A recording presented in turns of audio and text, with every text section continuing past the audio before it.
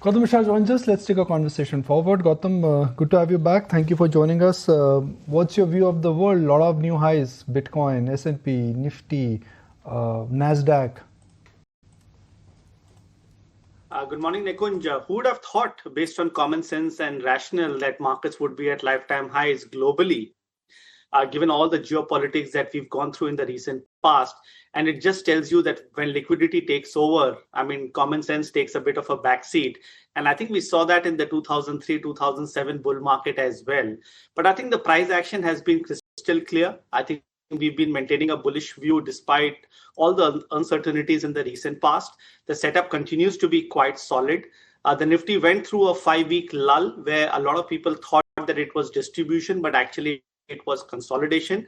It was about building a higher base. And thereafter, once the Nifty got past 25,200, the momentum has only got better. Even now, there are no real signs of topping out. I think the market is headed towards the previous high of 26,200. And we review there. I think just stay bullish. Do not overthink. Participate. Ride this move. Be in the right pockets. And it's great to see the broader markets do so well. With the mid cap 100, the small cap 100, all doing well with the large caps. So we seem to be in a bit of a sweet spot. And I think the next 10, 12 days should be sorted. But when the earnings season, kicks off is when we'll have to just take a step back and maybe review the scene. But till then, all is well. Okay. So next 10, 12 days, just stay with the market. Don't go long, don't go short. But then what happens after that? If the earnings season is not satisfactory, little bit of miss, little bit of hit, if it is okay, then are we in for a bad patch? It's unlikely, Anuj, because I think we've handled a lot of stress locally and globally. Let's not forget we went through a bear market for the broader markets between October 24 and March 25, where the average decline in stocks was about 36-37%. So coming out of that bear market, coming out of some sort of a slowdown on an economic front, I guess the numbers should only pick up with whatever I gather from many of my influential clients and what I, when we attend the con calls and speak to many corporates, it does seem that it would not be too bad. In fact, it can only get better from here. And given all that RBI has done in the last 2.5 months, I think that's a huge tailwind for the corporate world. So given all of that, I don't think there is room for much of a disappointment, and market should be on track and we should see further upside towards lifetime highs, as I said, where we review. All right. So that's the take on the markets. Hi, Gautam. Morning. This is Shrishti also joining in. Gautam, the last time you connected with us back in May, you were very positive on Reliance as well, when you actually said that Reliance, the comeback is very good. And we have seen that actually shaping up. Reliance from all the way to close to 1150 odd rupees is now sitting at 1500 rupees. But Gautam, these are the levels that the stock is retesting the levels of September highs.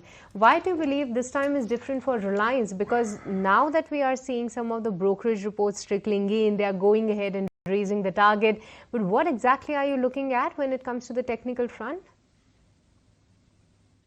Well, more than the specific stock, I think the fact that there are too many things firing in for the Nifty. We saw the banks do so well. We saw Reliance making a comeback. We saw IT coming back very strongly from the recent lows. So that just helps the overall market because there are too many, factors and too many sectors which are batting for the Nifty. The Reliance comeback is obviously positive. I don't want to comment on specific stocks, but I think the entire sector looks quite encouraging and high probability that it goes on to test the previous high, but we really take it from there. But more than Reliance and energy, I think the sector that we've been very bullish on for the last 3 to 6 months is financial services. And I think it's going to go on to do bigger things. Valuations are comfortable, fundamentals are excellent, earnings visibility is there, and smart money action seems to be there, and the charts are in great shape. So I think financial services is really the place to be in. And if you have to participate in this market rally, you need to be in financial services, housing finance companies, insurance companies, NBFCs, banks for the next 3 to 6 months.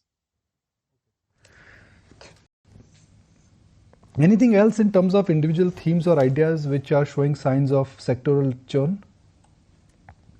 Yeah, I think one thing is very clear that the big winners of the last 3 years are not doing well as well anymore. I think that's very visible with what has happened in the last 3 or 4 months.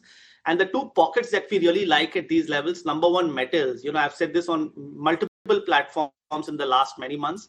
I feel that the metals index is setting up for a 15% up move from current levels.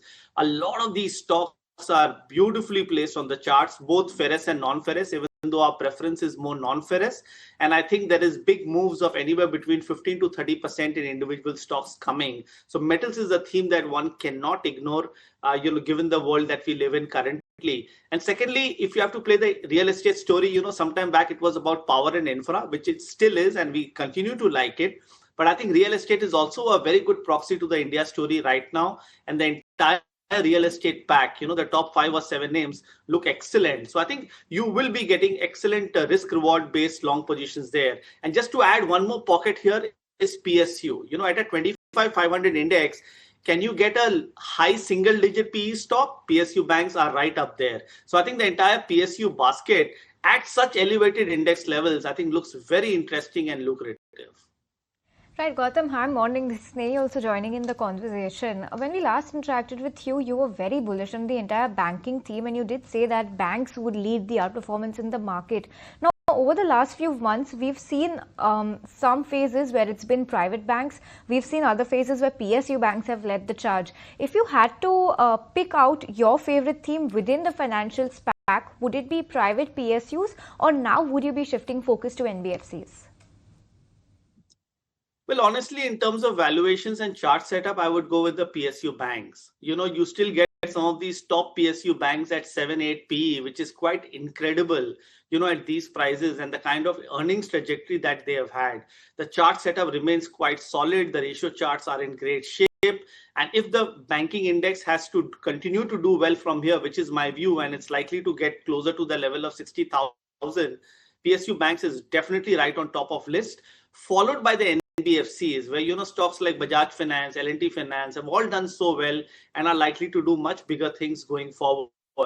Third on the list will be private banks, not because I dislike it, but the fact that it might not generate super normal returns from these levels. So that's my picking order: PSU banking, NBFC, and then private banks. What's your view on gold and silver? Those two assets also, precious metals, when I say those two, they've followed different patterns now. But what is looking better, gold or silver or both, or none? See, the last year and a half has been all about gold.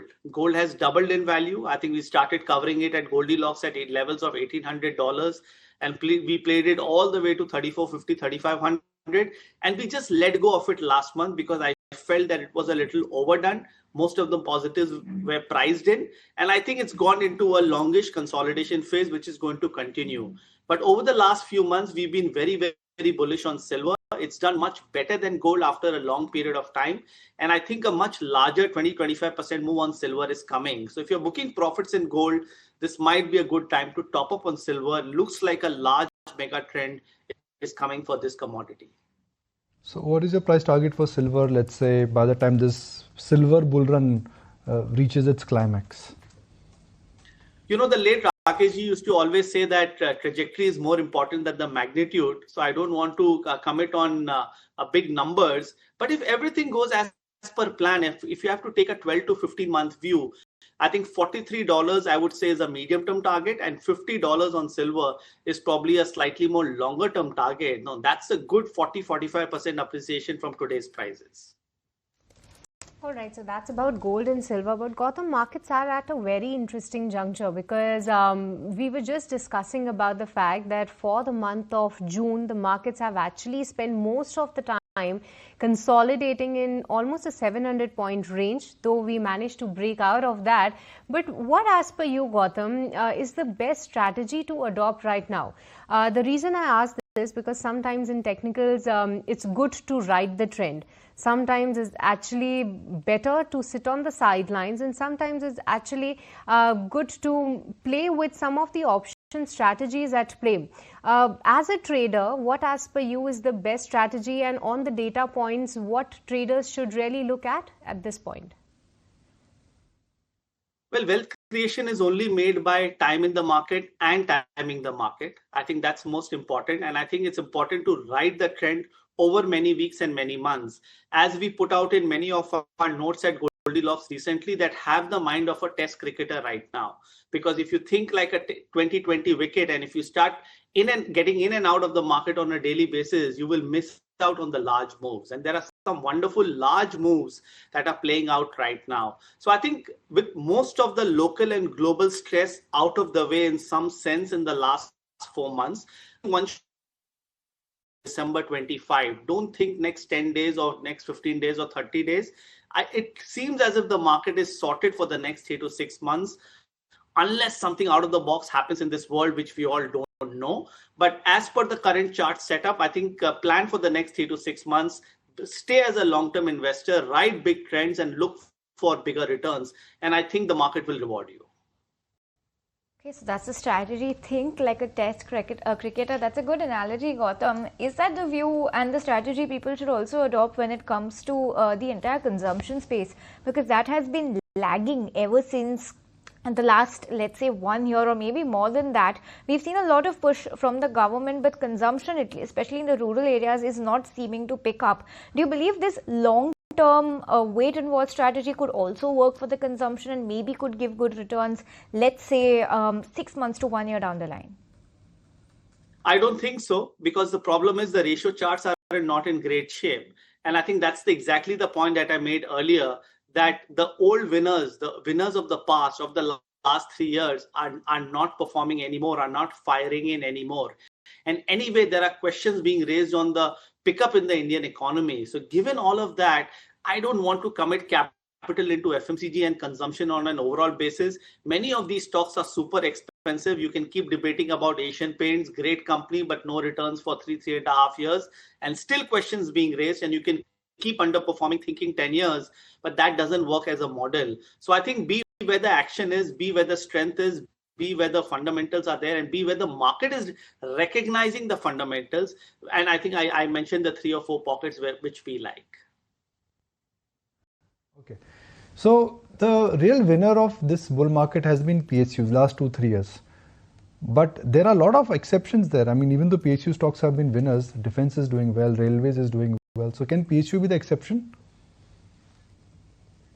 PSU will be, I think within the PSU basket also, I think there is a little bit of a musical chairs with keep happening. Defense obviously did well for the reasons that you had too many geopolitics and people felt that defense cannot be out of favor. Now I think it's a little overdone, but on an overall basis, I think PSU is still cheap. If you really look at the earning trajectory of the last 6 quarters and the visibility of the next few quarters, you know that PSU still stands out. And I think they're super cheap, high single-digit P, low double-digit P, and with such great earnings and nothing to do with foreign soil, and with the government's intention to probably sell some stake over the next 6 to 12 months. So I think power PSUs, bank PSUs, infra PSUs, they all are very, very solid in my book, and one should definitely look at topping up in these stocks.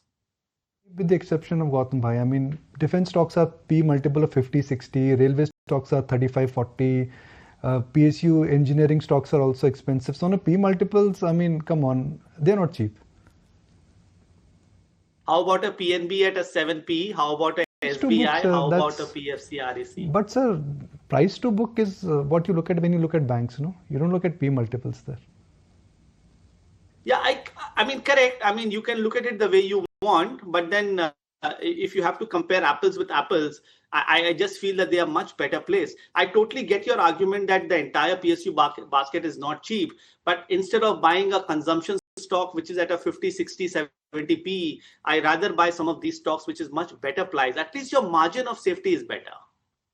Now let's look at the under ownership theme, and what we've seen is that last 3-4 years when sector does not does well, it tends to come back.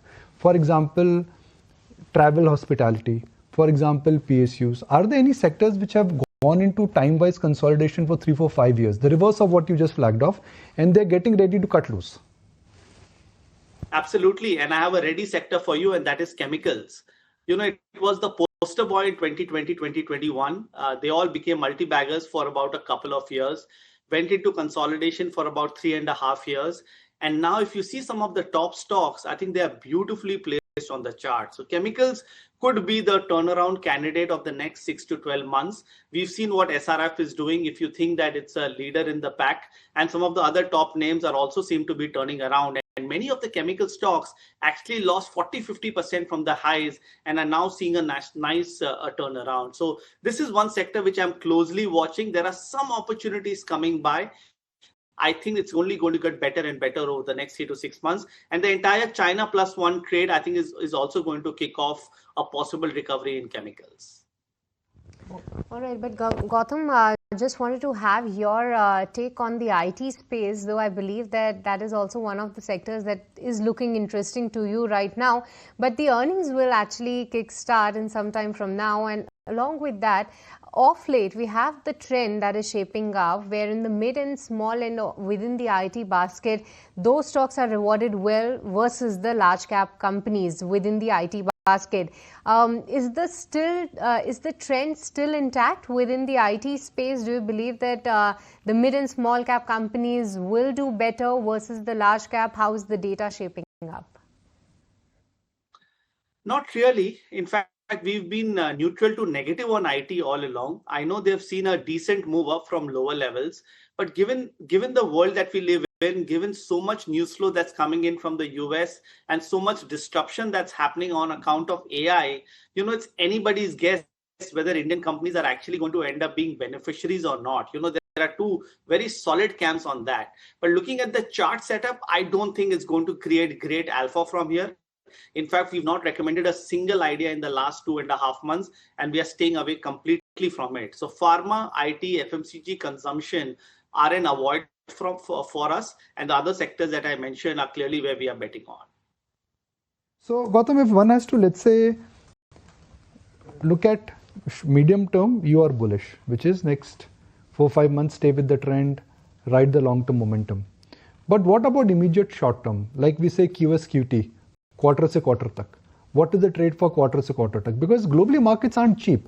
While they manage to climb the wall of worry, will they continue to climb this wall of worry? I think so. They will. The fact that US markets are at lifetime highs itself is enough testimony that globally we remain in a bull market. European markets are doing well. Some of the Asian markets have turned around well. Looks like Hong Kong and China is going to be a big opportunity over the next 12 to 18 months. So globally, there are a lot of opportunities. But if you really have to think for the next quarter, I would not look at things beyond 26,200 at this point of time, because that's where a big upcycle gets completed. Let's review the market action around 26,200. Any which way, do not overanalyze and get obsessed with the Nifty for many of your viewers, because everybody wants to know where the Nifty and the large caps are headed. The bigger opportunities in the broader markets, it's a stock picker market, and if you are in the right themes and if you pick the right stocks over the next 3 to 6 months or the next 1 month, you will be on the right side. But if you keep looking at the Nifty, you will be disappointed, because in percentage terms it will not do anything special. All right, Gautam bhai, always a pleasure. Thank you for joining us. And I remember your call on gold. When you said gold, I said, Arey, who was going to buy gold? Today everybody's buying gold. So much so that last week $220 billion of fresh flows moved into just gold ETFs. So gold is now actually behaving like a mid cap. That's what I can say in terms of the real action which it is getting. Appreciate your time. Glad you could join us. Thank you so much. Pleasure. Nothing in the market can be called as breathtaking. Cable